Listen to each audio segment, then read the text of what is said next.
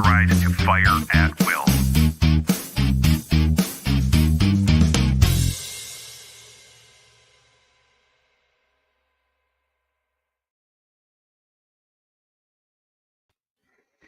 Hey, thanks for stopping by Minnesota Black Robe Regiment Podcast, MBRR Pod, here on YouTube's the YouTube. Well, we'll see how long it's on the YouTubes tonight.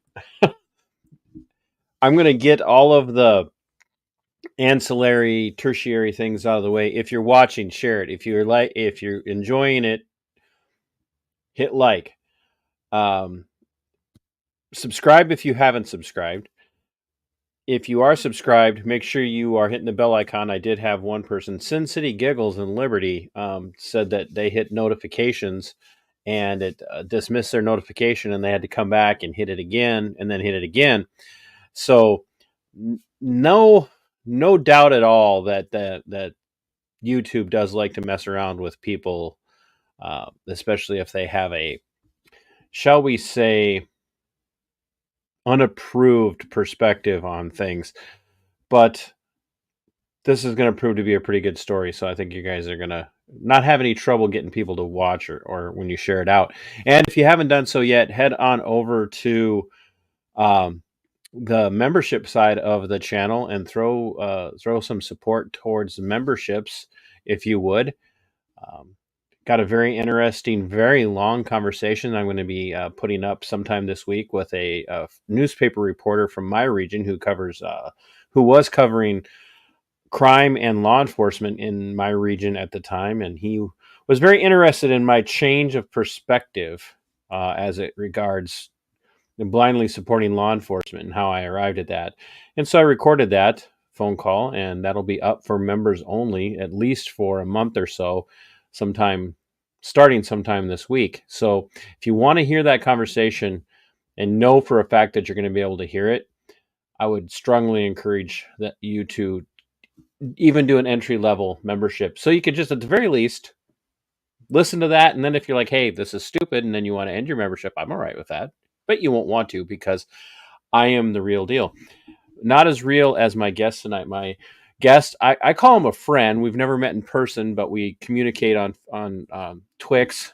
For those of you who don't know, Twitter used to be Twitter, then it became X, so I just said we're going to call it Twix. So Ken and I have communicated on Twix a lot. He has been on the show before, and we did talk a little bit about PatCon and COINTELPRO. In fact, that's pretty much all we talked about. And I bounce things off of him all the time. Hey, here's something for you to investigate. And he's always like, bro, I'm busy. And now I know why he's like, bro, I'm busy, because the story that he's going to tell us about tonight, he worked on for over a year, or for the last year.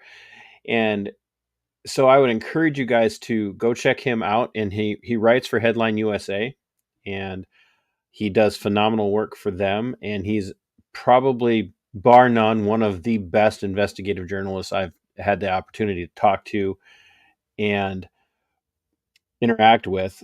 And he has an interesting, I told him we were going to start one place, but I think we're going to change it up on him when he gets in here. We're going to have him talk a little bit about his work for everybody's formerly favorite newspaper that we now know is maybe not what they painted themselves out to be. And then we're going to use that to lead into the topic for the night. So everybody, while I'm bringing Ken in, share it out, subscribe, like, memberships, and tell your friends to get in here and watch this, damn it.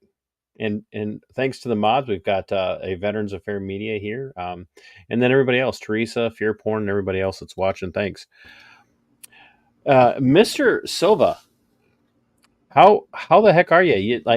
You're breathing, which is a stretch considering what you've gone through for the last year. Oh, well, first of all, thank you so much for the kind words. And yeah, we're internet buddies for sure. We're friends. Yeah, the last year, as I'm about to spill all the beans, I think a lot of people know I've been investigating the American Nazi movement and the FBI's infiltration thereof. And every time I look into these court documents, I find more juicy stuff. And I just published a giant story about the FBI actually directing its informants and undercover operatives to stage Nazi rallies as an intelligence operation. So we could The start heck wherever. you say?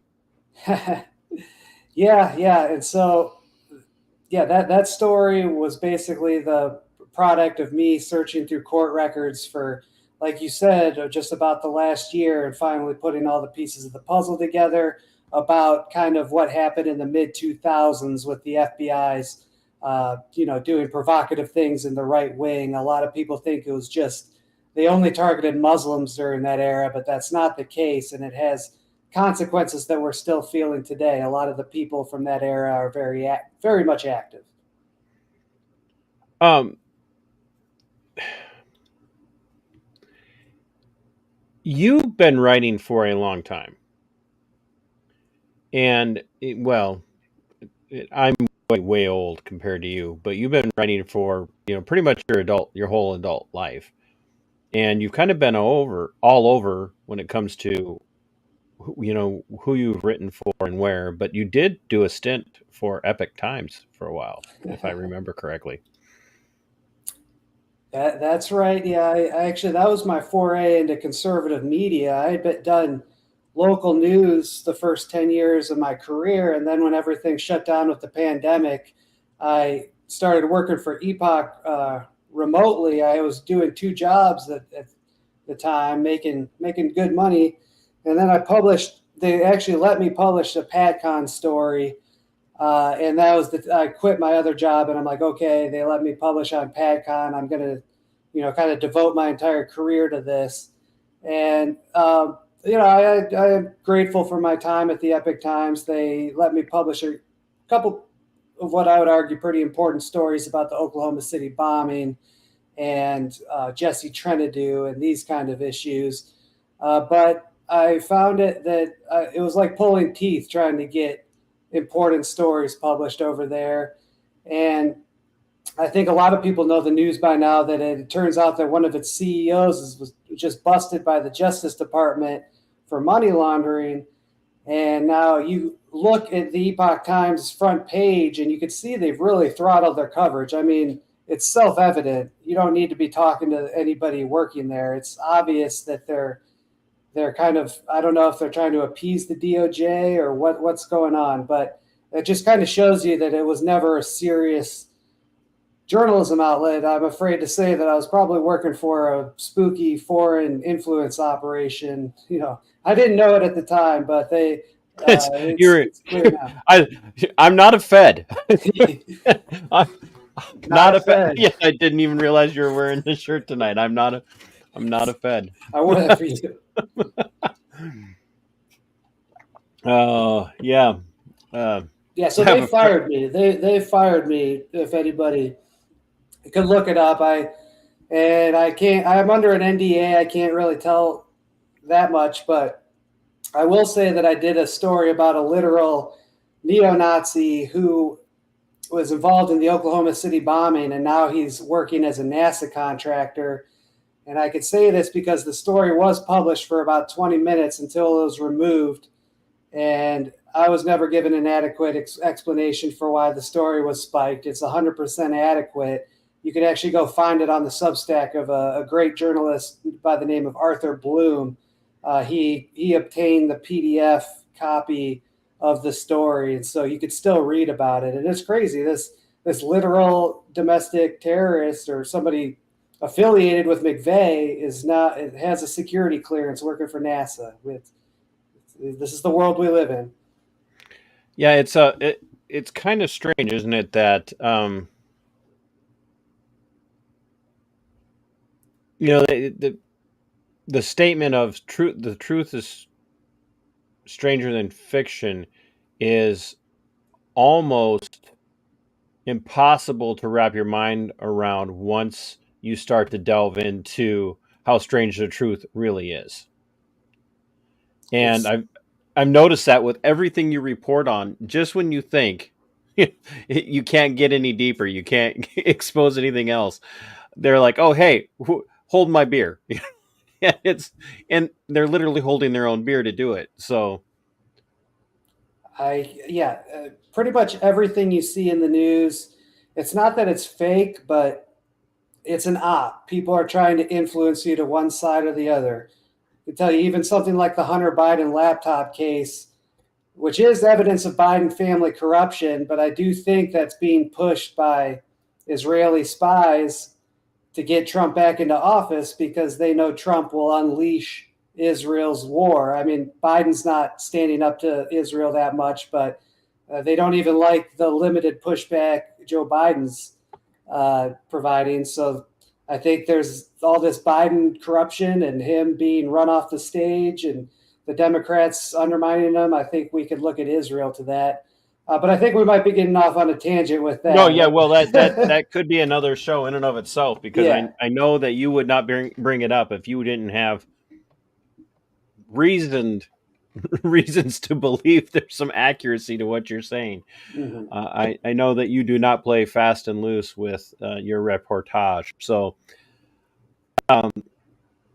you went to work for Headline USA, and they're like, yeah, bro, take the gloves off. You know, do I mean, for lack of better terminology, that's really kind of they're, from based on what you write and the fact that your stories take off, and they kind of they seem to enjoy what you do and kind of give you free reign. I'm sure there's some sort of controls in place at some spot in there. I'm sure you have to bring the receipts to the editors and Right. and whatnot, but they let you write about what you want to write about, and you've really been digging into, going as far back like in our first show, and I got to remember to put the link in the description of the video so people can go back and watch that. We talked about COINTELPRO and PatCon. And if I remember correctly, we even kind of talked about some overlap with some of those types of operations into Oklahoma City. I know I had Richard Booth on, and we did some real deep talk about OKC, and I know you know Richard, so he covers things when it comes to OKC in so much detail. The guy is just a fountain of information when it comes to that, but you would not hesitate to say that there is a ton of connections between things like COINTELPRO and PatCon and things like OKC and where that continued. So give us just a brief history of COINTELPRO and PatCon, what that looked like, and when they ended. Yes, sir. Well, I can tell you right off the bat that they never ended. Cart before the horse, Ken. Come on, man. Okay, I will explain that. And first of all, I guess let me start. You're talking about Headline USA. Yeah, I got to give credit to my editor, Ben Sellers. He's really unleashed me, and we don't take any foreign money or anything like that. We're kind of an old school, early 21st century model that relies on traffic. So if you go to our site, you might see some weird clickbait stories about AOC farting to get the traffic up, but then they're letting me do real hard-hitting investigative work. So it might be, we might have some goofy stuff up, but it's a lot cleaner than any other conservative site I've ever worked for, including Epic, and I feel good about that. Let's get down to brass tacks, though. COINTELPRO recently, so I think everybody knows that was kind of a infiltration operation by the FBI in the 60s. They penetrated like anti-war groups, Black Panthers, these racial justice, all the radical left-wing groups in the 60s. The FBI infiltrated those with the goal of disrupting them, kind of knocking the legs out of the under them. Not as many people know that COINTELPRO also targeted the KKK. And this is kind of where PatCon comes into play. PatCon basically is COINTELPRO, except it's targeting right-wingers. But we know before PatCon in COINTELPRO, they did target the Klan. And at one point, I think 20% of all Klan members were FBI informants. There was a common joke. How do you spot the FBI informant? Well, he's the one that pays his dues on time. The most infamous case stemming from this right-wing COINTEL program was an FBI informant named Gary Thomas Rowe, who is implicated in the murder of a civil rights protester. Basically, him and 3 other guys in the KKK, they did a drive-by shooting of a civil rights protester who had come down from Detroit to march in Birmingham, Alabama. The FBI informant reports the crime the next morning to his handlers. His 3 buddies get arrested, and then the case goes all the way to the top. J. Edgar Hoover helped cover up to protect the FBI informant, who may have actually been the one to pull the trigger. So that's the biggest scandal. That guy ended up testifying in the church committee. Now, this is all public knowledge. It's kind of hidden history, but it's been out there for decades. What I found, and this really blew my mind, was when I was looking at these documents, and this is on that Twitter thread that went viral over the weekend. I found documents that the FBI had an informant create a neo-Nazi organization called the National Socialist Movement to be an FBI front group. So, you had the FBI literally creating a Nazi group. And this happened in 1975 while the Church Commission was still in session. This is the committee that's supposed to rein in these activities. I see you pull up the thread. It should be the 3rd or 4th one down. And so the National Socialist Movement, again, I found documents. It was founded by the FBI, and it ended up, the group still exists, and it actually marched at Charlottesville. It helped organize that event, and it committed violence at that event. So, in a nutshell, we could say COINTELPRO never ended at all, because they created an FBI front group, a Nazi front group in the 70s that still exists. And even when COINTELPRO itself began to kind of phase out, after they got done going after the anti-war left, which is everybody's perspective of the anti-war movement in the early 70s. And by the way, hello to everybody new who just came in, Chris and Flying Auditor. Thanks for tuning in. Make sure you're sharing this out, because this is information that we need people to see. They didn't really end COINTELPRO. Am I right? I mean, that's what it looks like to me when you create it just kind of they renamed it. Yeah, I mean, I wouldn't even, like, in the 70s and 80s, I don't know if there was an official program, but we know that they had a Nazi front group that was running at the time. So it's pretty reasonable to assume that this is a COINTELPRO, the long tail of COINTELPRO, you might say.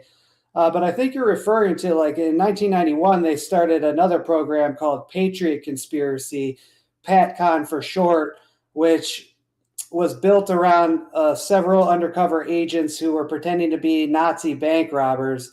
And they traveled the country trying to make relationships with other right-wing groups and trying to get them to commit violence. And we don't know much about PatCon because not many of the documents have been made public. There's a lawyer who's still trying to get documents, fighting in court to get them. But so, yeah, PatCon, we can say, is the right-wing version of COINTELPRO. Is that Trenadu that's fighting that fight still? Or yeah, is his... Jesse Trenadu, basically his brother, probably the FBI. It looks like the FBI killed his brother because they thought that he might have been one of these neo-Nazi bank robbers who was affiliated with McVeigh. And that's why Jesse's been trying to dig up records on PatCon, because it's directly related to, how his brother was killed. Yeah, and I mean, his brother was not the only one that was killed with ties to Oklahoma City. As we know, Terrence Yeakey did not kill himself, and he was a responding officer, one of the first on the scene, and he mysteriously died. And Richard Booth and I talked about that, but a lot of these Nazis that you're talking about were linked directly to was it Elohim City at the time. Mm-hmm. And I know that you've talked extensively about these were some legitimate hardcore terrorists. They weren't all just. They weren't like the Whitmer plot. Yes. And if you guys don't know about the Whitmer plot, I had Radix Verum on, and you can find Radix Verum on Twix as well. But we talked about her documentary and her work in the Michigan kidnapping plot with the Michigan Wolverine Watchmen and how that's set up. But we're talking these guys at Elohim City were many of them were the real deal. They were actually out robbing banks and funding actual attempts at terrorism. But they just happened to fit in at Elohim City because they were surrounded by feds. Yeah, funny how that is. Yeah. These guys use Elohim City as their hideout, and Elohim City is this kind of weird cultish. You could probably call it white supremacist, separatist compound out in the Ozarks in Oklahoma. And the thing about Elohim City is that the ATF had an informant there monitoring a German national named Andreas Strassmeyer, who had been overstaying his visa. And the ATF informant was reporting to her handlers that Strassmeyer and his buddies were casing federal buildings in Oklahoma, and they were planning an attack. And this is like early 1995. And now Strassmeyer was roommates with one of the guys you just mentioned who was into these bank robberies. It was called the Aryan Republican Army, and they were neo-Nazi bank robbers who had used the proceeds of the crime to fund groups like Aryan Nations, KKK, Elohim City, and Richard Booth believes, and I believe too, that some of that money helped fund McVeigh in his travels around the country and him assembling the bomb. So this is a huge, major scandal. The ATF informant warned her handler. Her warnings went unheeded for whatever reason. The bombing happens, and they reactivated the ATF informant. They tried to send her back into Elohim City, but by then, everybody's paranoia was up. It was too late. And so Carol Howell, the ATF informant, starts telling people, I warned my handlers this was going to happen, and they ignored me. They have blood on their hands. And so what do? They charged Carol Howell with having explosives, some of the stuff that she had collected from Elohim City, trying to help law enforcement. They tried to accuse her of being a Nazi terrorist. But this is why all this stuff came out and was confirmed, because when Carol Howell, she was acquitted of the charges because her handler had to testify in court, and her handler testified. We have transcripts saying, yeah, Carol actually did warn me that Andreas Strassmeyer and the Aryan bank robbers from Elohim City, they were casing buildings. She warned me, and oops. So yeah, that story is 100% factual. In the ironic part of all of this, I don't even know if ironic, but just the most terrifying aspect of this is that it wasn't just the FBI had some people there, and it wasn't just the CIA, because Strassmeyer's got some really strong links to the CIA. Because there's no other way to explain how Andreas Strassmeyer ended up in Elohim City, other than and that's a different show altogether. But there were 3 federal agencies working in Elohim City in the lead up post Waco to the Oklahoma City bombing, and voila, they're not done there. They don't have enough. Right after that, they decide that they're going to ramp up the pressure across the United States and launch, like as you were going into, PatCon, Patriot Conspiracy, because that wasn't enough. Oklahoma City wasn't enough. They decide they're going to get more. Well, let me clarify. Actually, PatCon was launched in 1991. PatCon was running during the Oklahoma City bombing. Yeah, that's why I have you on. I'm just here for the looks. No, but that's very important to note that like PatCon is directly tied. In fact, it could have been that PATCON was they were trying to do a sting operation as part of PATCON, and they've messed it up, and that's why the bombing happened. And we know this because an informant who was involved in PATCON named John Matthews, he came out as a whistleblower in the late 2000s. He started talking to Jesse Trentadue because he saw that his name was appearing in the records that Jesse was getting from the FBI. And he's like, what the heck? I was a good undercover operative, and they burned me. So he tells Jesse that we were monitoring Andreas Strassmeyer, and I saw him with Timothy McVeigh in like 94 and 93 at militia training exercises. And I told this to my FBI handler, Don Jarrett, and he told me that they already knew this, which suggests to me that the FBI was tracking McVeigh and Strassmeyer leading up to the bombing.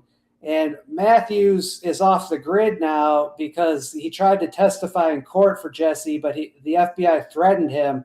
And the court has launched a witness tampering investigation that's been ongoing for about 8 years now.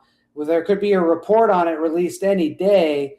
I have a feeling that this report is not going to come out before the election, but it will be coming out eventually unless something I can't even anticipate happens. But we need to see that report to hopefully find out exactly what was going on in the 90s with this PATCON, because it should the report should include, John Matthews was deposed, and, the whole investigation. It should be an absolute bombshell that could even potentially end the FBI. I mean, we can only hope. Yes. We can. Just as a side note, Angry Vet is here. There's a story for you to write sometime, by the way. I'm going to connect you guys. I'm going to connect you with my friend Kev, Angry Vet. His story would absolutely blow your mind. But he's a big supporter of the show, and he puts our stuff out all the time. And he likes to come to my stuff medicated. So I'm going to just warn you, if he asks any questions, I will screen them out. But he's had his own run-ins with the feds, and so that's one of the he's facing federal wiretapping charges for recording his own appointments at the VA. Yeah, so wow, it would be a very interesting news story. It's not one of those deep dives like the way you work. It might turn into that, but no, that seems like an open and shut violation of the First Amendment. And yeah, link us up after this show. Yeah, absolutely, I will. But and so I have to give him my obligatory "what's up" because he always comes in and says it. So anyway. He's trying to bring it back, and I'm humoring him because he's medicated, and he's launched a new endeavor to help support vets and others who are going through kind of the same thing. And we're finding out that, and you know this, a lot of vets are running into a lot of the same roadblocks, and the power of agencies like the FBI and whatnot are being used against them because now they're dangerous because they've been radicalized. They say and do things like not trust the government, and shows like this are so important for that. So you've got these links, you've got all these people who are like, hey, wait, I'm getting burned here. Why am I getting burned by the agency? Whether they be informants, whether they be undercover operatives, they're getting burned. And so the FBI doesn't ever really come out and acknowledge right away if I remember correctly, the FBI never really comes out and acknowledges PATCON, and they kind of acknowledge that there might be something like that out there, but they then also say, and if there was ever something like that, we're not using it anymore. That's kind of what happens right after Oklahoma City, correct? Is that they act like it never existed, and if it did, we're not using it anymore, but they don't stop ramping up the pressure on patriotic movements and the militia movement at all. Does it ever really go away? Because you had mentioned early on, as we were talking at the beginning, that how did you phrase it? Americans kind of were led to believe that at a certain point, say 2001, the focus became Muslim terrorists. So PatCon can't be a thing anymore. Mm-hmm. Yeah, That's not true at all. That's the common story we're told. And so if you ask the FBI about these operations, they won't comment on anything. They say that reveals sources and methods. But I guess the mainstream journalism narrative is that, yes, COINTELPRO was bad, but the church committee put a stop to that. And that's kind of why the Oklahoma City bombing happened, because the FBI didn't have enough informants in the field. And then after Oklahoma City, they tried to flood the field with informants, but then we had this other event where a bunch of angry Muslims attacked us on 9/11, and then the FBI kind of diverted all its network of counterterrorism agents and informants to focus on Muslims. That's kind of the common story. And then the story is that they took their ball off the right wing. And then when Trump comes back in 2016, all of a sudden you have like the Dylan Roof shooting, Charlottesville, these Adam Waffen terrorist cases. And so now the FBI is slowly steering the ship back to focus on the right wingers. But this is all nonsense. The FBI never stopped infiltrating the right wing. And I have proof of that. I tracked down a former FBI operative named David Gletty, who organized a Nazi rally on the behalf of the FBI in 2006. And I DM'd you the permit that he signs. That's David Gletty's name. Is that your way of telling me you're working as my show producer, telling me to bring that up now? You could bring. Yeah, I also tweeted it. I just tweeted it as the show started. If you want to bring that up, but yeah, so yeah, you have a signed permit to organize a Nazi rally that was signed by an FBI informant.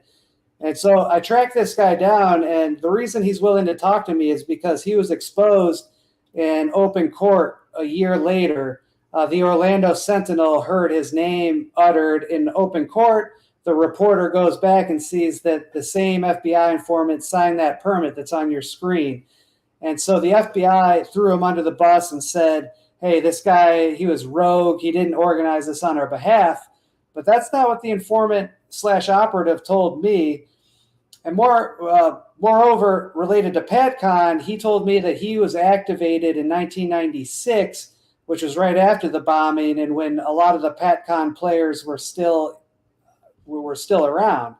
So he's active from about 96 to the early 2000s until his cover is blown. But we can go into some of his activities. It's not really documented, but that's to me, that's proof that the FBI never took its ball off the right wing. It had operatives like David Gletty out there infiltrating right-wing groups all in the Bush, Obama, and Clinton eras. Yeah. So, and that's why I kind of asked the question the way I did is like everybody right after Waco, everybody right after Oklahoma City really kind of started to describe, like Ruby Ridge, all of that falls into that, that kind of that purview of PatCon and what was happening there. But people kind of, oh, well, it's kind of over now because as I've heard you talk about with, Jose Garzon and Austin with their Already Dead series now on Jose's No Way Jose's show. And could one of the moderators actually please go find No Way Jose here on YouTube and plug his channel into the chat for people, that would be great. I would love for people to check that out because Ken has a really in-depth conversation, and he actually has audio from his interview with this. How does he say his last name? Gletty? Gletty. With Gletty on there. Bip Solar Bear says, is it true mainstream media is bought and paid for? Well, there may have been a operation if I remember correctly, Ken, CIA, was it Operation Mockingbird? Well, the Is FBI, that yeah, Mockingbird is, again, that's kind of like COINTELPRO. That's what the mainstream will admit to. But we know from PATCON documents that the FBI had informants in places like NBC News, ABC, CBS. They've got all these news organizations penetrated to conduct catch and kill operations where if they don't like a story, the informant lets the FBI know, and then the FBI pressures the editors to kill the story. And we know gosh, this. that doesn't sound anything at all like a recent Supreme Court decision that came out and told the litigants, the plaintiffs, that they didn't have standing on that case out of Missouri, where there may or may not have been allegedly, supposedly pressure from federal agencies on social media outlets. Sure, sure. I would That's argue this is even more nefarious, though, because if the government wants to pressure social media outlets, yeah, you could argue that's a violation of the First Amendment. But I'm talking about the FBI actually having reporters, you know, actually having operatives posing as reporters. That's what's going on in major outlets like the Post and the Times. And we know this because there's FBI records about an agent tried to sell surveillance footage of the Murrah building being blown up to reporters. And this came out, actually, Richard Booth just tweeted it out like maybe an hour or two ago, if you could find that. But they also had an informant at ABC. His name was Christopher Isham. And Christopher Isham goes on to be an executive at CBS. And he was a high-level executive until 2020 when he retired. But the guy had an informant case file and everything. He was registered. He was like a registered informant, not just a guy that gave a tip or two every now and then. He was literally working for the feds. And supposedly he was trying to do independent journalism. And not to go too far into the rabbit hole, but this guy I would just say BIP is really good at leading us down rabbit holes, by the way. So this FBI informant at CBS dealt with Cheryl Atkinson, who was one of the Fast and Furious reporters. And I don't know this for a fact, but I would bet that Isham had something to do with not having Cheryl Atkinson's back when the heat turned up on her. well, there, Bip, you asked a question through Super Chat, and I think you got probably one of the best answers you're ever going to get. And that, you know what? It's because I got Ken on, and this is my show, and that's what we do here. We answer questions, and we get rabbit holed. But so, as we were talking about, that there's really no end to PatCon. It doesn't really go away. It does bleed into what we saw with the rise of the Patriot Act and the lead into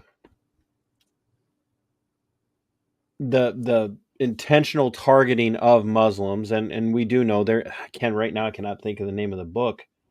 Terror Factory. Terror Factory, yeah, that's it.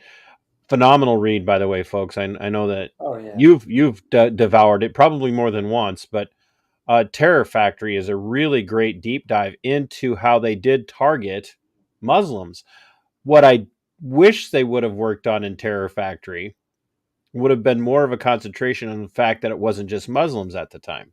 Yeah. And that's kind of where a lot of your research throughout all those years leading up to your big expose that just came out this last week, is they were maybe, if not at the same level, almost working harder against Patriot type movement here in the United States during that time and getting away with it because no one was paying attention to what they were doing in that regard. That's a pretty good way to put it. I will say it's like a little bit of the operations were a little bit of different. So with the Muslims, I will say that like for every 100 Muslims that they targeted with sting operations, they probably only targeted one right winger. It was like 101 ratio. Like the amount of Muslims that they targeted with informants with the goal of throwing these guys in jail or getting them deported was just astronomically huge. And they didn't do that with the right-wingers. The right-wingers was just a domestic spying operation. They weren't actually building many criminal cases. So these are two, this like compared. Let me interrupt that thought for a second then. Would you say that without being able to read minds, not that you can read Fed minds, but I'll leave that open to interpretation. But when you look at what they were doing as this, and that's why, I talk about the espionage aspect of this as I was posting, this on Facebook and Twitter. You don't have to mute when you cough. We're not professional here. When you look at that, it was definitely espionage, but it reeks of plans to cause a setup to me is what it reeks of. It wasn't like, we're just watching them to make sure nothing happens. It was they were biding their time for just the right moment. That's exactly right. And this is the major scandal that I uncovered, and it's in FBI documents in that thread. They staged the neo-Nazi rallies through their informants. And there's reports where like the NSM, the FBI front group, they'll hold a big rally in Toledo, for example. It'll make national news, and the recruiting numbers for NSM go up. So the FBI knows it's having its informants stage these rallies, despite the fact that it knows these rallies will result in an increase in the number of card-carrying Nazis. So what you have here is the FBI literally fabricating fascists. They're literally subsidizing Nazism. And I think this culminated in Charlottesville, to be frank. When you said biding your time, that's exactly where my brain was going just now. Is Charlottesville in the ramming of the crowd a direct, without being able to pinpoint it and say here's the person besides the driver who's responsible? Do you see direct links to what happened there? Do I see direct links? My brother, I've proven the exact narrative. Like, it's all one contiguous line if you give me maybe 2 or 3 minutes to rant and explain everything. So the floor is yours. Thank you. So after these 2005 and 2006 Nazi rallies, the one operative has his informant blown, his cover blown in open court in 2007. Right after that, the FBI launched an even more audacious operation called Primitive Affliction. And they used undercover FBI officers and agents and informants and operatives to set up a neo-Nazi motorcycle front group. It was called the 1st SS Cavalry Brigade. It was a playoff of, some horse brigade in Hitler's SS division. And this ran for about 3 or 4 years in Central Florida, where like PatCon was these FBI agents pretending to be Nazi bank robbers. These guys were pretending to be Nazi outlaw bikers and these renegade bomb makers. And so this operation, it targets groups like the Confederate Hammerskins, the National Socialist Movement, which again was targeted, or which was also an FBI front group, but they were still pretending to investigate it. Groups like the League of the South and Vanguard America was another group involved in this milieu. So League of the South, Hammerskins, Vanguard America, and the National Socialist Movement were all part of, I don't know about Vanguard America, let me take that off the board, but these groups were all part of Primitive Affliction, which ran, again, from around 2007 to about 2012. And all these groups would end up marching and committing violence at Charlottesville. And now, playing off, I think, the title of your show, Patriot Front, League of the South, Confederate Hammerskins, National Socialist Movement, and we've got a fourth group called Vanguard America. They all had a coalition called the Nationalist Front. It's like all these groups formed one superstructure to go to Charlottesville so they could coordinate their plans. And all these groups were involved in this mid-2000s Primitive Affliction, PatCon-style operation, and then they would all be at Charlottesville. Now, the kicker here is that Vanguard America group, that was part of that coalition, that's Patriot Front. That group has rebranded after Charlottesville, and now it's these guys in khakis and blue shirts trying to be all clean cut and pretending to be something else. But that stems from Charlottesville and going back to Primitive Affliction and then the Nazi rallies and then PatCon going all the way back. It's one contiguous history we're looking at here. I muted myself so that I wouldn't be tempted to interrupt you through your rant. It wasn't really a rant. That was just a great deep dive. When you start to pull on these threads, like one of the first people that you and I ever talked about was there's so many names in my head tonight. Gordon Call? Gordon Call. Yeah, there you go. Gordon Call. Yeah. In the early 80s. Gordon Call, a great man. Yeah. Well, and it's funny that you say that, because when you look at him, the story that they've put out about him, of course, is, the victor always writes the story. The victor always always ends up writing the book, the history. Yes. And Gordon Call, of course, has been painted out to be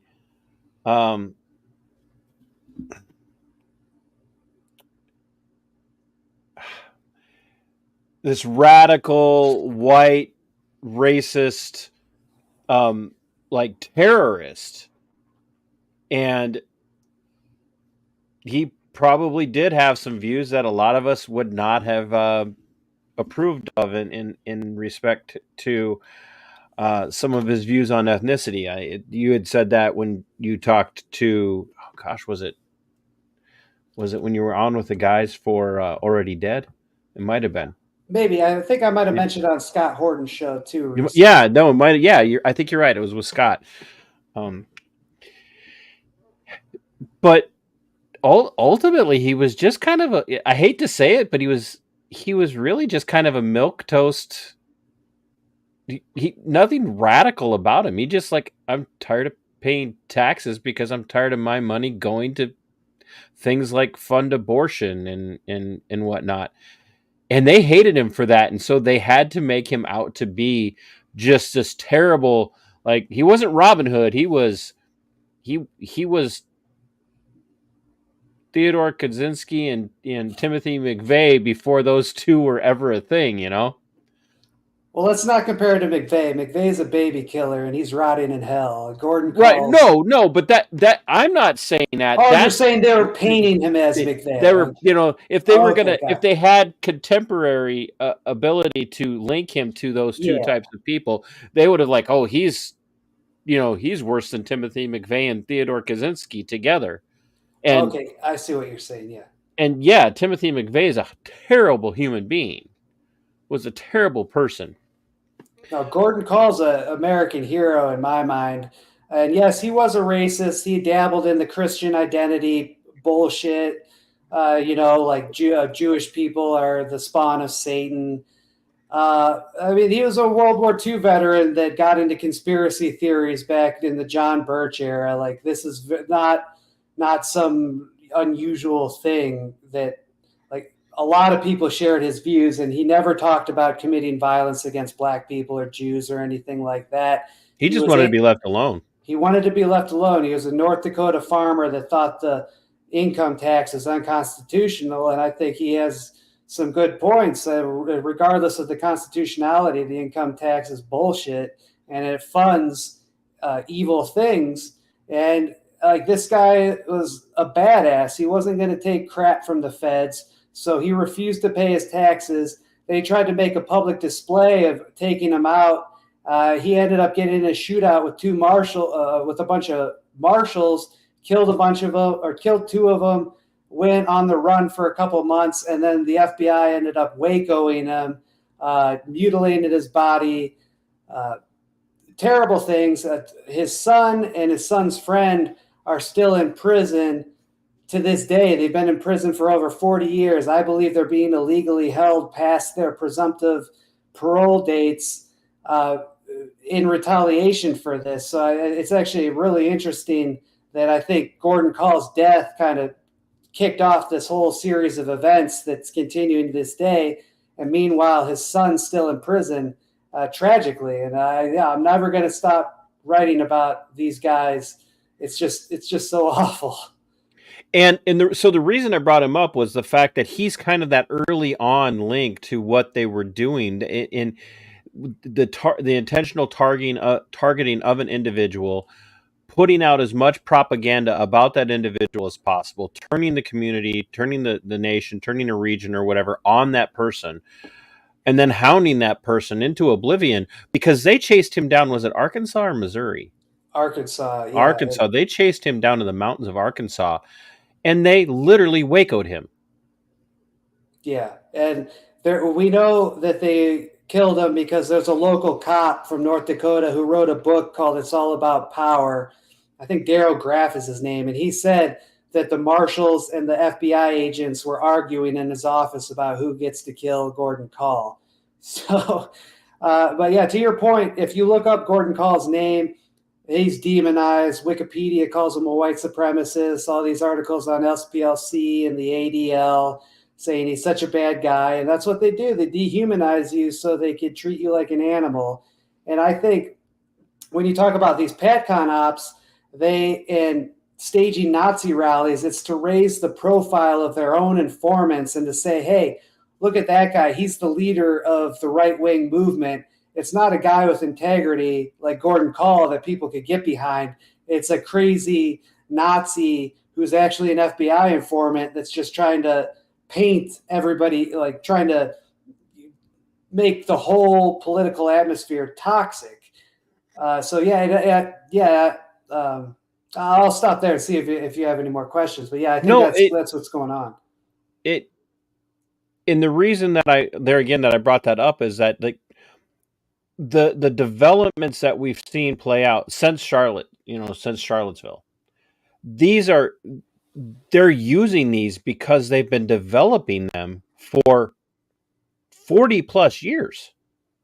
They've been working on how to make this work for them for over 40 years. Is that fair? Yeah, I think it's fair that they started with a playbook and they've probably evolved into more sophisticated techniques. Although, knowing how stupid some of these people in the federal bureaucracy is, maybe they're just relying on the competent spooks from back in the 80s and 90s on the other hand. Because like when you look at the Whitmer plot, that actually looks a lot like old school PatCon. The difference is they had these guys so monitored, whereas like I think Oklahoma City might have been a failed sting operation. The Whitmer kidnap was it got out of hand. Yeah, the Whitmer kidnapping, like that never even had a chance in hell of getting out of hand because it was all the feds. So I guess if anything, they've like tightened it up a little, but that's about it. Oh goodness, we are being graced. I mean, all of my fans that are here are great. Guys, I'm not going to sell any of my fans short, but we have. Check that out. Yo, Tuttle. Tuttle's here. Tuttle's a very good follow on YouTube or on. He's the best, man. He's fucking hilarious. Yeah, he is the cat's meow when it comes to sarcasm.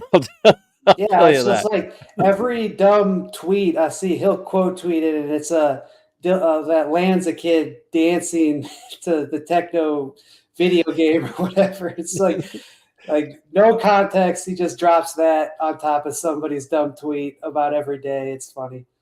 I have arrived. Tuttle is watching one of my streams. I'm now if I could just get him to sub. He owes me a video too, by the way. He knows what I'm talking about.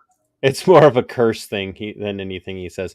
So they've been working on this, on this. Well, maybe not working.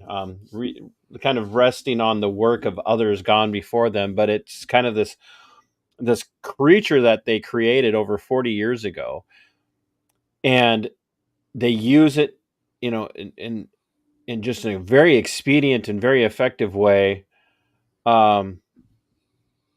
Against the Muslims after September 11th of 2001.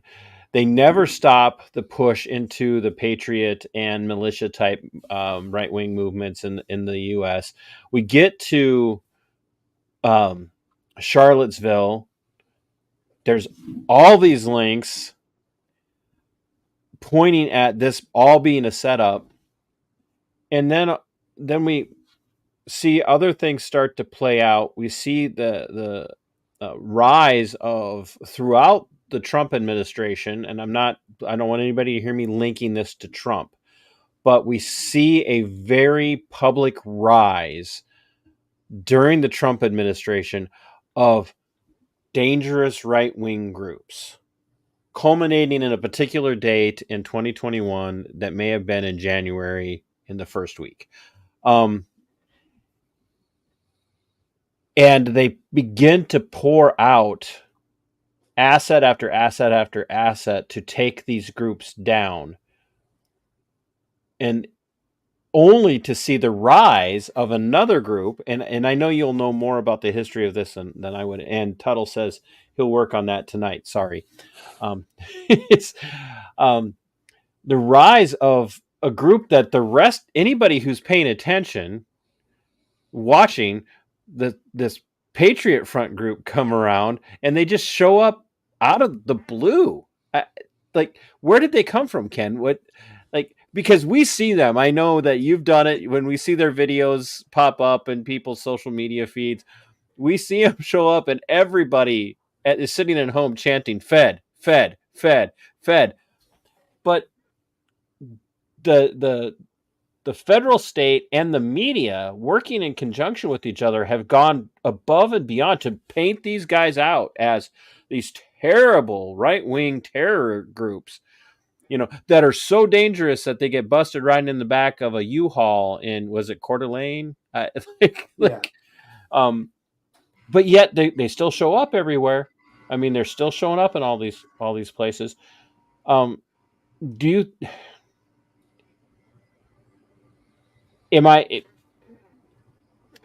Is the work that you've done over the last year especially, is it exposing just a group like Patriot Front, or is it deeper and wider than that, or what's going on? Because these groups should be gone by now with everything that's happened since 2021. Yeah, you'd think that they wouldn't be organically coming out like that. When everybody knows that it'll probably get them arrested to participate in stuff like this. So yeah, like I mentioned, Patriot Front directly stems from the American Nazi movement. It used to be Vanguard America. After Charlottesville, it kind of collapsed, and one of the members, named Thomas Rousseau, who was like 18 at the time, and the FBI had been monitoring him since he was a teenager. Real bizarre guy. I don't really know what to make of him, but he kind of commandeers Vanguard America, takes over the website, and rebrands it as Patriot Front. And he very smartly, I would say, makes it from an explicitly National Socialist group to supposedly just this America First.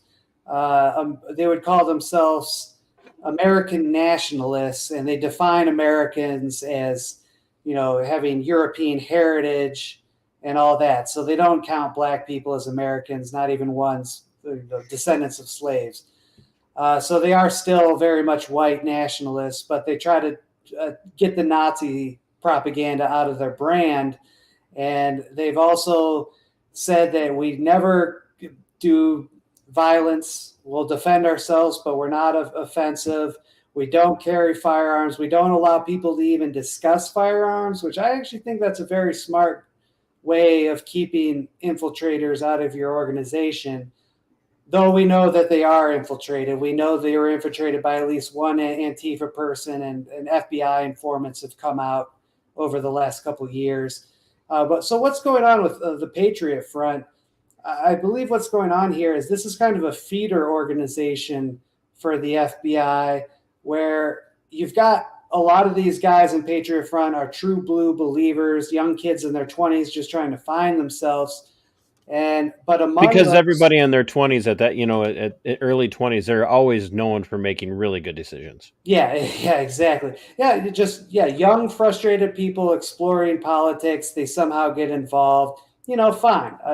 I believed a lot of stupid stuff when I was that age myself. But I think what's going on here is that the FBI or other groups are picking out the most fringe people who are prone to violence in the Patriot Front and filtering them into more violent groups. And I say this because I heard the leader of the neo-Nazi group Blood Tribe, Christopher Pohlhaus, aka Hammer. He's this guy. He's bragging about setting up a compound to go fight in Ukraine. Well, this guy went on a podcast about a year ago and said, "Hey, if Patriot Front is too bland for you, come hit me up and we'll do business together." So that's why I think Patriot Front. I don't think you're going to see them in some kind of terrorist attack. Is that the group that the ones that were down in was it in Florida that got into the verbal altercation with Laura Loomer? And you know what? That's actually what set me down this whole rabbit hole because one of those guys, Bone I'm good Face, at this, man. What am I saying? Yeah, no, that's a great question. So the Bone Face guy was tatted up on his face, was bragging about being an Azov battalion, which was untrue. He was lying to his friends to seem credible. But when I did a deep dive on him, I found that this prison inmate had filed a FOIA request on him. I look at the prison inmate, Bill White, and he's been filing all these court documents and FBI records showing the FBI's infiltration of his former group, the NSM. Bill White's the guy that filed the document showing that the NSM was founded by an FBI informant in 1975 while the church committee was still in session. So, that's the group, Blood Tribe. Yep. Yeah, Blood Tribe, because they were, I mean, that to me, like, that screamed even.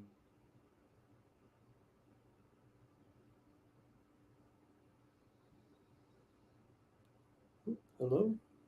Some of the stuff they were doing, but I haven't heard hide nor hair of them or seen hide nor hair of them in the interim. So have they disappeared, or did they all just run off to Ukraine to fight their war? No, they're very much still active. They've actually, about 6 months ago, Pohlhaus said that we're not going to fight for Ukraine anymore. It's kind of a lost cause, and we don't want to kill more white people for Zog or whatever. But that Pohlhaus guy, I don't know. They still appear at marches every now and then. A lot of anti-trans events. They'll show up to kind of make the anti-trans people look like Nazis, I would guess. But yeah, that's definitely those guys are all feds. I would warrant a guess because most of them are criminals. Like we know, Boneface cooperated.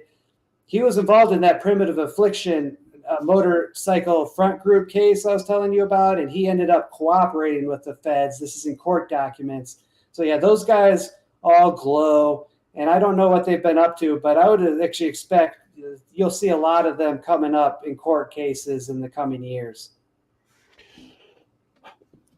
So when you talk about groups like Patriot, and I want to, I want to make sure too that Righteous by Faith knows that we're I would not lay the Nazism on the Russians or on the Ukrainians. I would actually lay that on the United States State Department when you're talking about stuff overseas.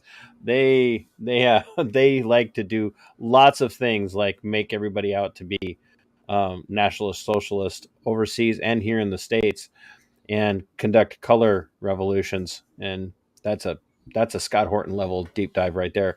So when we talk about the links of national socialist related groups here in the U.S. and talk about places like Ukraine and Russia and whatnot, we're not blaming those groups or blaming those countries for that work. We're saying that marching orders are given and you will show up and do things like work with the Azov battalion and whatnot, because that feeds a narrative. Well, don't forget Israel. Don't forget Israel's role in all this. And I don't want to get you kicked off YouTube, but Kolomoisky or whatever, that Ukrainian oligarch that funds the Azov battalion, he's also Israeli. So it's really interesting, you might say. Israel. That's I see what you did there. Yeah. I think you must have scared Tuttle off because he's probably like secreted himself into his bat cave and is now working on your video. So Good. he Good. he stopped chatting. Righteous by faith. I'll tell you what. Send me an. Actually, I'll put the link to my interview with Scott Horton, or my conversation with Scott Horton in the description of this video as well. Try to remember to get to it yet tonight or tomorrow, so you can go through and listen to what Scott has to say about the links with Azov and whatnot there, and how all that stuff played out. But as we pull these threads and we look at where we were, where we came from, and where we're headed, what did your research over the last year, especially, and your conversation with that gentleman from Florida who he has a very interesting story to tell. I will definitely tell people to check that story out. He's almost he's almost too sensational to not be true. And I know you vetted him, and you would not have ran with his story if you hadn't vetted him, which is just makes it even more mind blowing. But as you look at all these things that have been going on for the last 40 plus years, and you see where we've been, especially since 2000, 2001, what do you, if you had to speculate, where do you think they're going with this? What's the push? What's the point? Because it's not about safety of the republic. I mean, they're not creating any safety. I just sent you an article that I think is the most important article that everybody needs to read. What Newsweek reported in last October. Basically, Newsweek, talking to unnamed sources in the FBI and other experts, say that as the 2024 election, I'll read you the exact quote from Newsweek, and I think this is a warning shot. Quote, experts agree, the experts, that as the 2024 election approaches, there will be greater pressure to prevent law breaking, one that necessitates infiltration of political circles and other controversial government activity. This is Newsweek telling on themselves, admitting the quiet part out loud, that the FBI is infiltrating MAGA groups ahead of the 2024 election. Now, what's going to come of that, I have no idea, but they're doing it right now as we speak. And this is very concerning because when they talk about other controversial government activity, they're referring to COINTELPRO type tactics, PATCON type tactics, infiltrate and disrupt and incite to violence. They're not trying to solve crimes. They're trying to run disruption operations. When you talk about disruption operations in particular, what does that look like from what you've studied? So the funniest example I could give you is the KKK informant, Gary Thomas Rowe, who killed the civil rights protester in the 60s. He brags about sleeping with the other Klan members' wives just to sow discord in their families and to disrupt the Klan just by making everybody pissed off at each other. So that's one example that you could do. Other examples, just spreading rumors like, hey, I hear my buddy Tim Tuttle, he's actually a Fed. Didn't you know that? And yeah, just spreading distrust, doing really wild things. So I join your group and then I start talking about killing federal agents, and that gets the whole group investigated. These are several things. And then, of course, there's more malicious, extreme things like actually committing violence or provoking other people to commit violence in the group. We saw an example of this a couple of months ago. I think the documentarian Ford Fisher broke a story about this militia up in Virginia that had to expel one of its members who was trying to spread documents about how to build bombs and things like that. So these tactics are very common, and then they're still ongoing, as we know from what Ford Fisher just reported recently. When you see that they're saying they're infiltrating, and like him or not, Trump and his supporters, when they're infiltrating these groups, they're not necessarily, as you were saying, they're not necessarily doing it to set people up to make them out to be terrorists. They're literally doing it to weaken the movement. Yes. Do you think that they see violence as it may not be the target, but if we could talk one of these yahoos into doing something, goody for us? Are they willing to we hinted at it with Oklahoma City that may have just been a sting that got out of hand, that they lost control of. Mm-hmm. Do you think they've moved beyond that now, and that they're willing to let something get out of hand, if it means more? I don't want to say this. More power to go in and demand, look, hey, we need more money to crack down on this stuff. Do you, or do you think if they had an inkling, they'd try to rein something in so that it wouldn't happen? I think the FBI, we're not talking about a single entity that always does things coordinated. I think there's different rogue cliques and divisions and departments that are working at cross purposes. So when I say the Oklahoma City bombing was a failed sting operation, I'm giving the FBI the benefit of the doubt there. I mean, it could have been that somebody or something in the government actually wanted it to happen. I think that's kind of the theory that Richard Booth and Wendy Painting are trying to develop. Yeah, I was going to say, Wendy really thinks that it was definitely what they wanted. Yeah, it was basically the FBI had a legitimate sting operation, but it was infiltrated by the CIA / other foreign intelligence agents who wanted it to happen. Same thing for 9/11. Who knows? We know we had foreknowledge. The CIA was trying to recruit at least 2 of the hijackers. Was that a failed operation, or or was that successful? Why were people dancing? I want to know why people were dancing.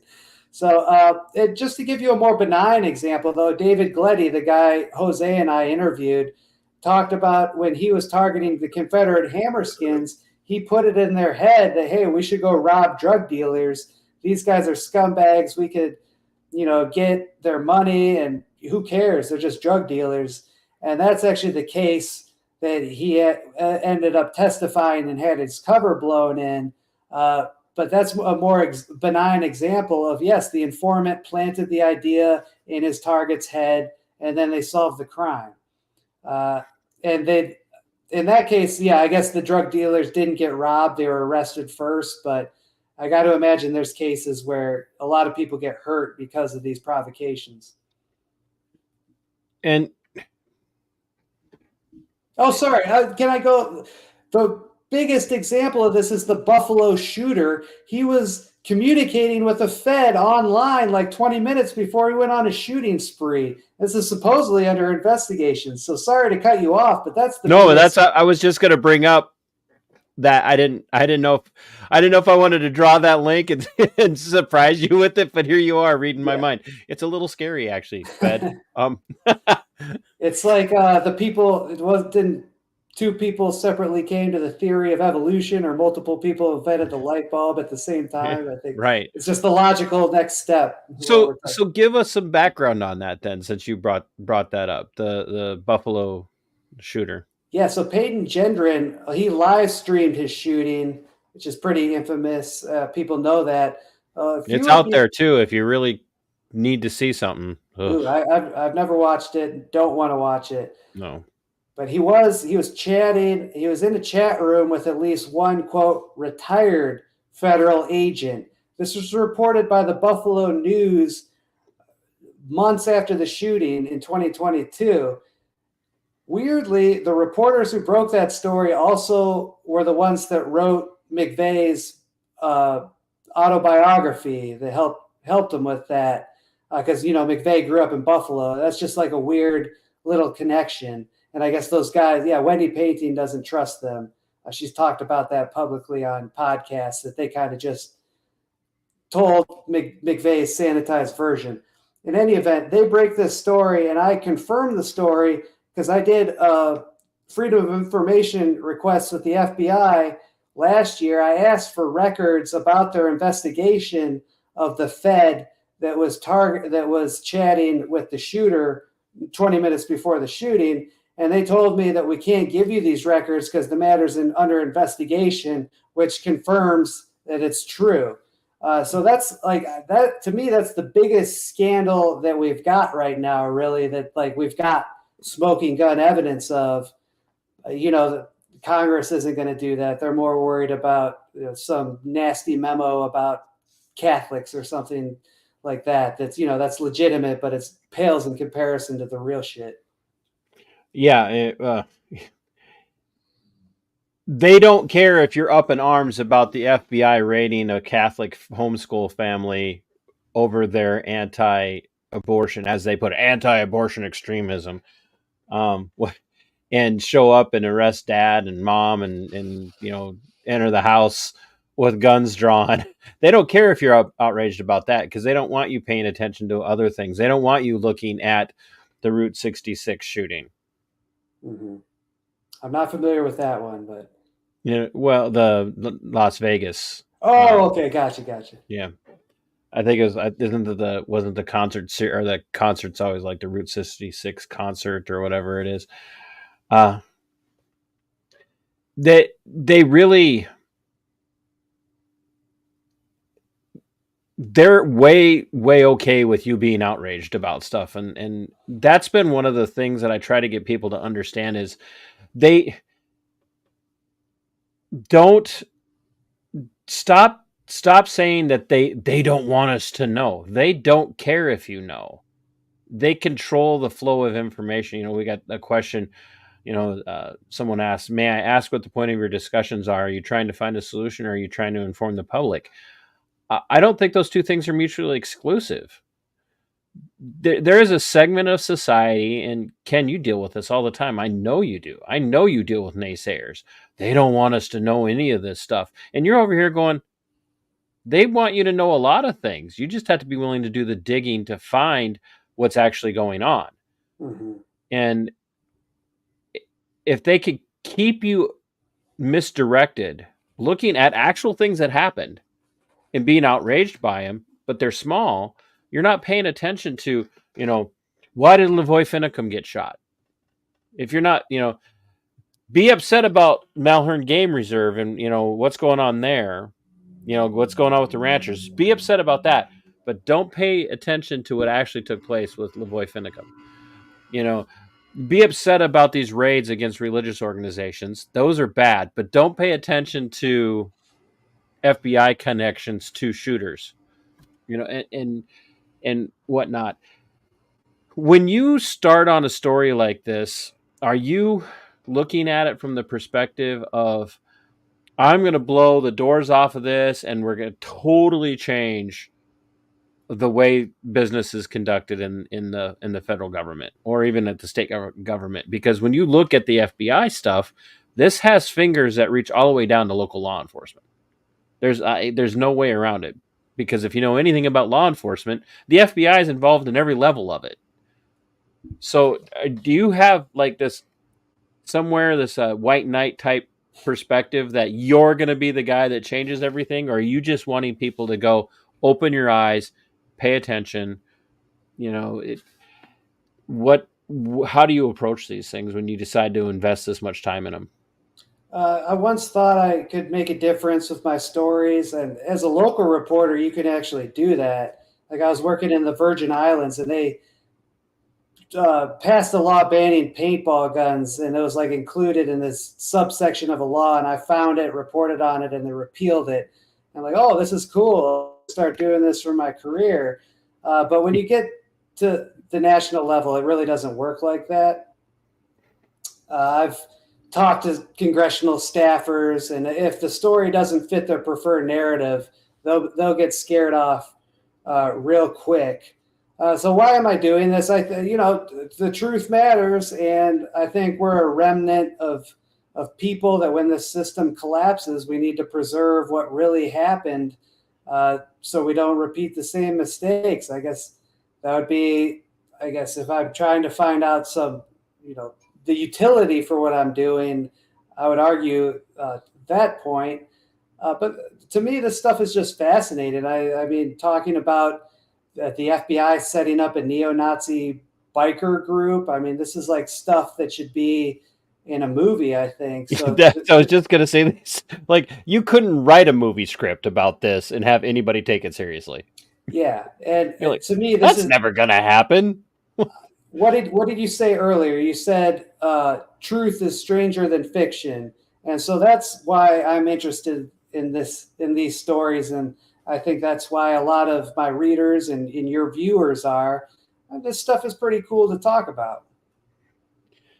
And I would add to that at some point you will run across a person who's going, okay, I keep hearing all this stuff about FBI this, or, ATF that, or DEA that.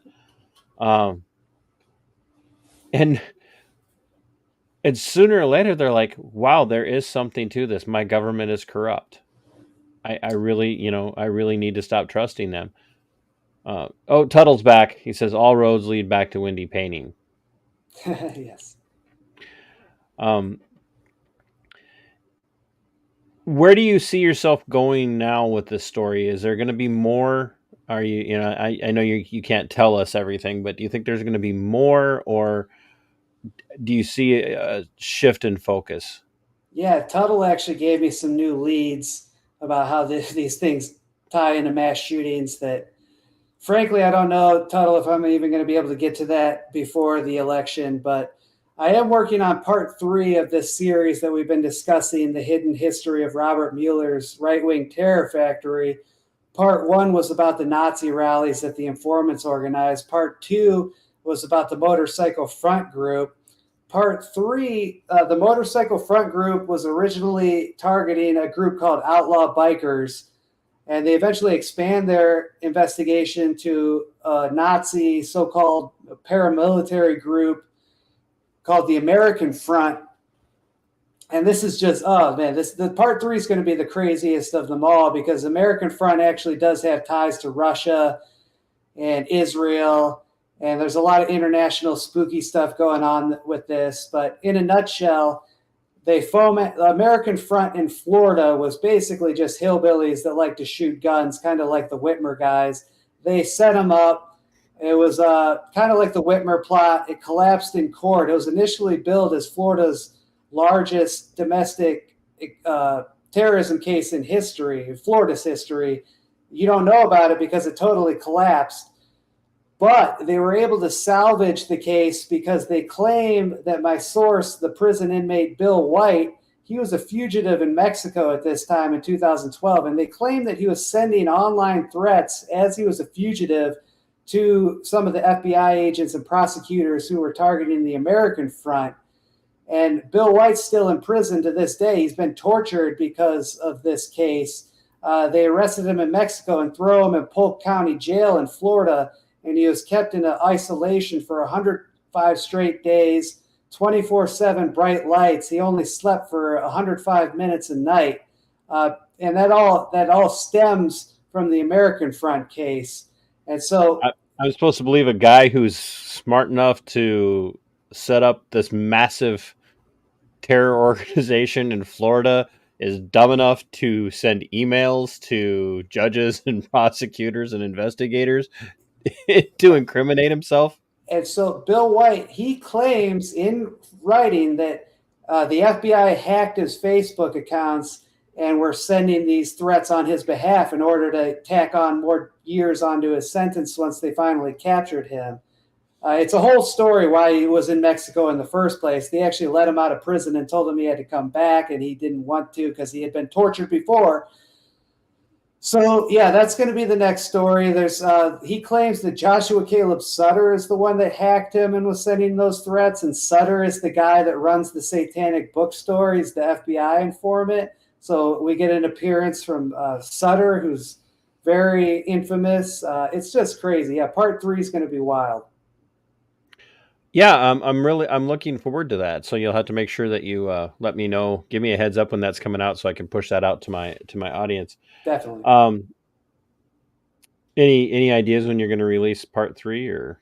Probably not, at least for another couple weeks. The only reason I put part 2 out so soon after part 1 is because part 1 got retweeted by the Hodge twins as like a 2 million follower account. And it was kind of blowing up my Twitter. So I'm like, let me put part 2 up while people are coming to my page. So it wouldn't have come out until like next week if that didn't happen. So yeah, part 3 won't be out for a while.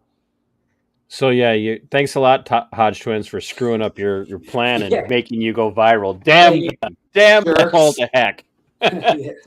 It's I wish somebody wants to make me go viral. Even for this, I would take that. I got. I don't know. Jugglassus, one of my moderators, asked a question about how's, but I don't know if that's pertinent to. I'll answer that after I kick you. I mean, after we finish up.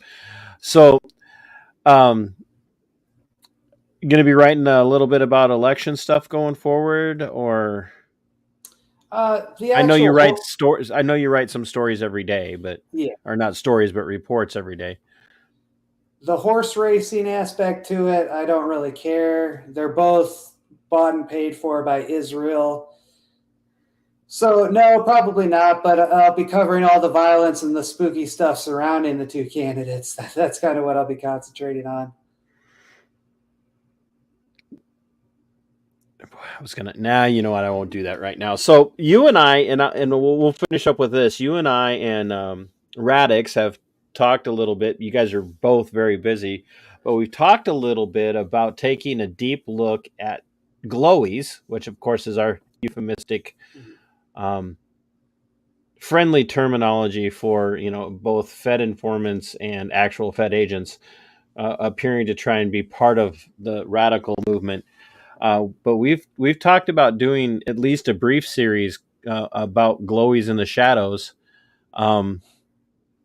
in different cases across the United States throughout the kind of the history of modern history. Let's say going back to the 70s.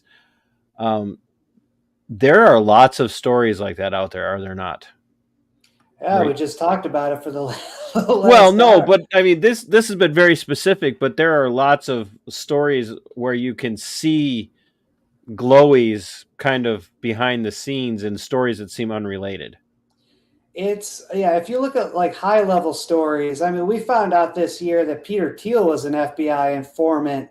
And so you can only imagine the glow on all these big tech lawsuits and litigation between the companies and disputes between countries. There's a whole ecosystem of operatives and infiltrators in the tech world. And so, yeah, every layer of society has glowies in it. It's not just Peckerwoods training for a civil war. It's not just Antifa people. It's not just people surrounding Trump in the White House. It's in all aspects of society, unfortunately. Yeah. Well, I've kept you on long enough, and we're going on an hour and a half already, and I could do this. I could keep you on longer than Jose could. But Well, but Jose flies. Time flies when you're having fun. This is a great conversation. Jose has like responsibilities like kids in his house. I got a dog that's going to want to go to the bathroom at some point here. That's my big. That's So do I'm I, an I think. I'm an old man. Boogie, Oh, give my dog up. dog's like, leave me alone. I'm out. I'm so Yes, tired he of you is. being on camera. Well, yeah, give me a head up. Tuttle. Breaking news, folks. Your edit is up on X, Ken. Don't hate me and I am subscribed. Oh, that okay. Even if Ken hates you, since you subscribe to my channel, that takes away any hate that would come from Ken. So, All right, I'm looking at it now. well, you know what? Is it on? Did he put it on your feed? Yeah, I think so. Well, let's see this, folks. This is Oh my God. this is a world premiere. Is it the? Oh my God, dude. Where's it at? Where's it at? I don't. It's his. I'll retweet it right now so you can see it. Yeah, It's on retweet it so we can Okay, play it. It's our friend David Gletty. You never know what adventure he's going to find himself in next. And this is what Tuttle does, folks. Oh, thank you for that. That made my night. Mm-hmm. Oh, here we go. Hold on a second here, folks.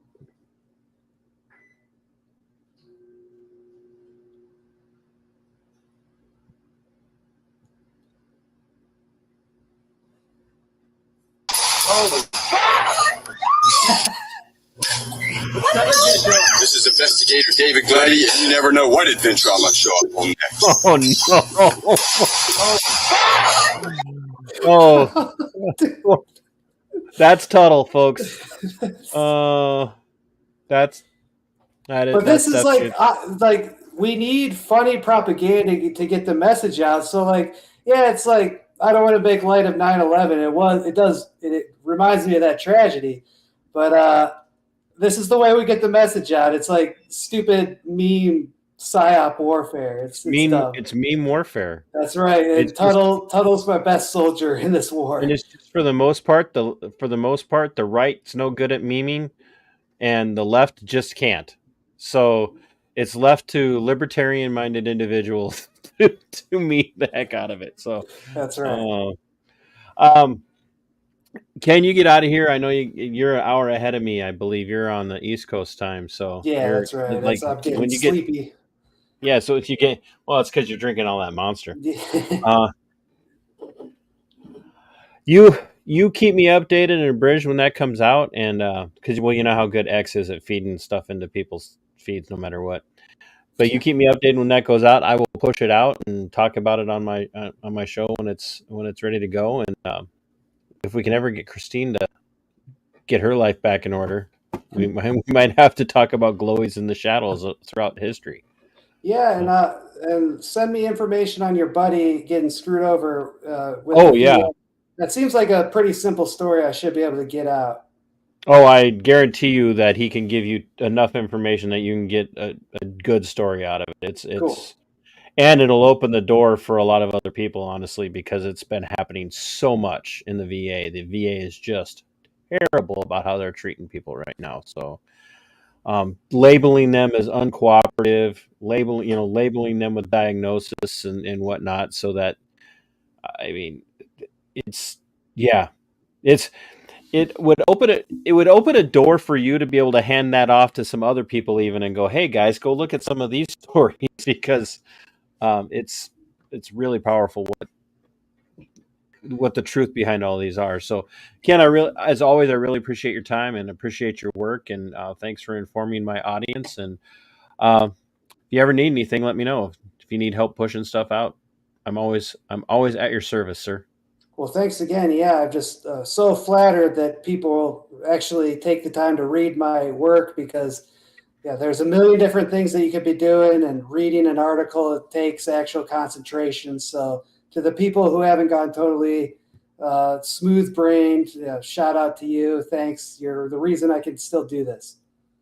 Well, you always keep me informed, which is all I ask, is people keep me informed. That's why I stay connected to the people I do. So thank you so much for your time tonight, and go get your dog out so you can get to bed too. Yes, sir. All right. We'll take care. We'll talk to you guys soon. Thank you. Right. Bye.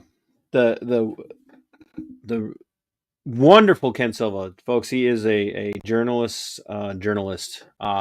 If we had 100 more people that would put half the amount of work into their journalistic endeavors that Ken does, we may actually be able to turn the media and industrial complex around. But I won't say settle. I will be grateful and glad for a guy like Ken, and you should be as well.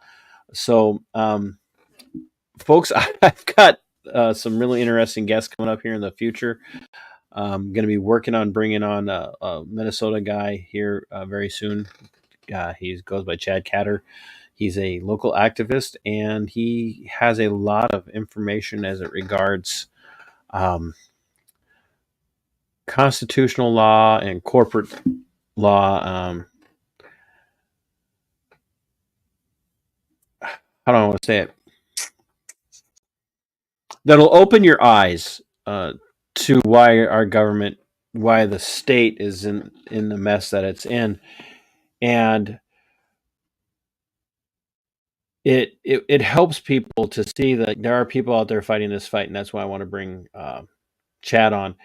I've got a guest coming on next Monday night. He has a channel on YouTube that's dedicated, really, believe it or not, to 22 caliber shooting, and he's got a great story, great content that he puts out, and he's coming on with me next Monday night. And there will be, like I said, for channel members, if you're able to hit the memberships. For channel members, my conversation with a newspaper reporter that from last year will be up exclusively for channel members for several months at least before I release it to. If I release it, I don't know, but so you'll have to, if you really are interested in hearing it, you'll have to sign up for a membership. And if you haven't done so yet, hit the subscribe button, share this out, make sure your friends are paying attention to the work that Ken's doing, and you can hear just how much effort he puts into his time and the amount of energy that he invests in this stuff. This is not just a pastime for him. He takes his work very seriously. For those of you that are new subscribers and those that are members, thanks for coming back. Thanks for chatting away, Righteous by Faith. Thanks for filling the chat. I'd love to see that. Please don't take it personal if I don't respond to everything. Jugglelassus, you asked one question. I can see if I can answer it quick. How do you feel about the Arizona government being pissed about the DOJ sticking its nose in the Arizona business? I don't think that the Department of Justice should be sticking its nose into anybody's business. At the same time, one has to wonder with Arizona why they're hiding so much. So, because we know that they have some issues with their integrity on certain topics, and They probably do need some people to do some digging and some investigating into them, but it's not going to end well if it's the DOJ doing that work. So the DOJ is terrible. There's just way too much for us to be talking about. And if you ever have story ideas, especially the members get to help pick stories as they interact more. So, and if there are people you would like to see me talk to and want to help me connect with them, please do that. I'd love to hear your ideas of people that'd be good fits for conversations, whether it be TC and Friends Monday Night Musings or episodes like Libertarian LowDown like we had tonight. So my friends, I'm going to point to my friend Monica's sign like I do pretty much every time I'm doing an in-studio show. Fight for your liberty. It is yours. Fight for your freedom. It belongs to you. And until next time, friends and fans and FBI watchers, Sic Semper Tyrannis. We are go for liftoff in T-minus 30. Stand by for further instructions, Minnesota Black Robe Regiment. Secondary guidance systems engaged. Minnesota Black Robe Regiment, it will be on my mark.